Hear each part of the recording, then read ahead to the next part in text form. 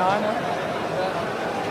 K A തുളസി എന്ന ഞാൻ നിയമം വഴി സ്ഥാപിതമായ കെ ഒ തുളസി ഒരു ദളിത് സ്ത്രീ എന്ന നിലയിൽ അവരുടെ ജീവിതത്തിൽ രൂപപ്പെട്ട സംഘർഷങ്ങളും പോരാട്ടങ്ങളും ആഹ്ലാദങ്ങളും ഒന്നും കാണാതെ അവരെ വെറും ആശ്രിതയായി ചിത്രീകരിക്കുന്ന ഇടതുപക്ഷ കാഴ്ചപ്പാട് ഒട്ടും സത്യസന്ധമല്ല.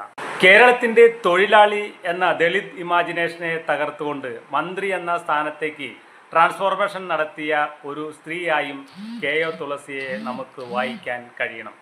കേരളത്തിൽ 70കളിലൊക്കെ വിദ്യാഭ്യാസം നേടിയ ദളിത് സമൂഹങ്ങൾ നേരിട്ട ഏറ്റവും വലിയ ചോദ്യം, നീയൊക്കെ എന്തൊക്കെ പഠിച്ചാലും ഒടുവിൽ ഞങ്ങളുടെ പാടത്ത് തന്നെ കൂലിപ്പണിക്ക് വരേണ്ടി വരുമല്ലോ എന്നതായിരുന്നു.